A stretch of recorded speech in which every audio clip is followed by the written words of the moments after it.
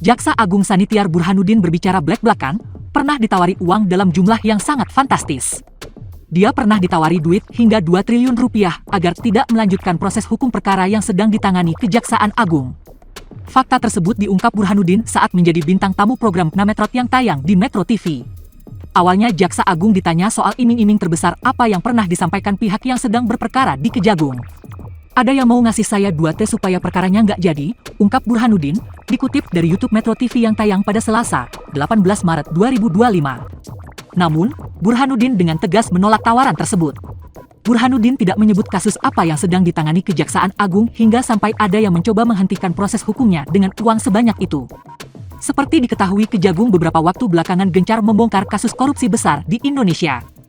Kasus korupsi tata niaga timah di wilayah izin usaha pertambangan, IUP, PT Timah Tbk tahun 2015-2022 merugikan negara plus kerugian lingkungan senilai total 300 triliun rupiah. Kasus yang terjadi di Bangka Belitung ini menyeret 22 orang tersangka yang kini sebagian besarnya sudah dijatuhi vonis penjara. Kerugian akibat kasus korupsi timah ini menjadi yang terbesar dalam sejarah pengungkapan kasus korupsi di Indonesia.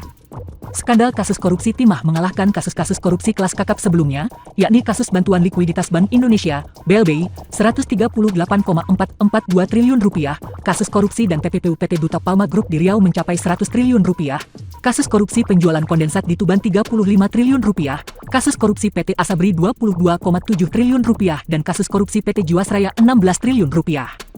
Terbaru, Kejagung mengungkap kasus korupsi tata kelola minyak mentah dan produk kilang di anak perusahaan PT Pertamina, yaitu PT Pertamina Parta Niaga.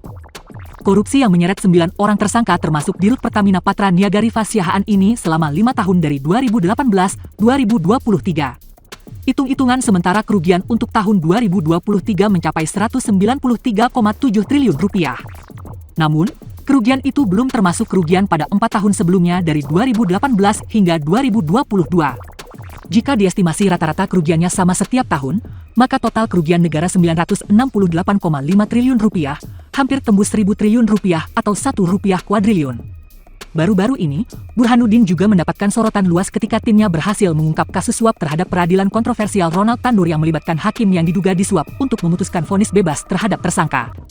Karena keberhasilan membongkar kasus korupsi besar itulah, ST Burhanuddin dijuluki sebagai Jaksa Agung Pemburu Koruptor. Jaksa Agung ST Burhanuddin ingin koruptor yang merugikan negara mendapatkan hukuman lebih berat hingga hukuman mati. Kalau saya sih mengharapkan ada hukuman lebih berat, saya kepingin jujur saja, kata Burhanuddin dalam program Gaspol. Kompas.com, Jumat, 14 Maret 2025. Burhanuddin menuturkan, Kejaksaan Agung sempat menuntut hukuman mati terhadap terdakwa Beni Djokro-Saputro dalam kasus korupsi PT Asuransi Sosial Angkatan Bersenjata Republik Indonesia, Asabri, karena telah merugikan negara hingga 22,7 triliun rupiah. Namun, hakim pada saat itu menjatuhkan putusan nihil karena Beni sudah dijatuhi hukuman seumur hidup dalam perkara korupsi PT Asuransi Jiwasraya. Burhanuddin mengaku kecewa dengan putusan tersebut. Putusannya, jujur mengecewakan saya, iya. Karena putusannya adalah tidak dikenai hukuman. Nihil. Karena sudah selesai di Jiwasraya, ujar Burhanuddin. Jiwasraya itu seumur hidup. Kan tidak mungkin, vonis, seumur hidupnya 2 kali. Iya, enggak mungkin nambah ya. Masa di alam baka sana masih dimintai lagi tuntutan, kata dia. Burhanuddin pun tidak memungkiri bahwa vonis hukuman mati masih sangat bergantung pada jalannya proses persidangan. Namun, ia menilai, hukuman mati bukan satu-satunya bentuk hukuman yang dapat menjadi efek jera kepada koruptor. Menurut dia, sanksi sosial di masyarakat justru terasa menjadi hukuman yang lebih berat daripada vonis yang dijatuhkan hakim. Bahkan, sanksi sosial ini tidak hanya menyasar terdakwa saja, tetapi juga sanak saudara dan keluarga mereka. Kalau koruptor dihukum, keluarga anaknya ikut terdampak. Mungkin suatu saat anaknya sudah mau kawin, ada orang bilang, oh ini ya ternyata. Ini besannya, misalnya, yang bilang, oh ternyata, anaknya dulu, anak dari koruptor itu. Itu kan sudah hukuman, kata Burhanuddin. Dengan adanya sanksi sosial ini, Jaksa Agung berharap mereka yang berencana berbuat nakal ini berpikir 2 kali. Ya daripada yang malu anakmu gitu. Anakmu malu, istrimu malu, mungkin besanmu malu, keluargamu malu, dengan tetangga apapun. Ya jangan berbuatlah, kata dia.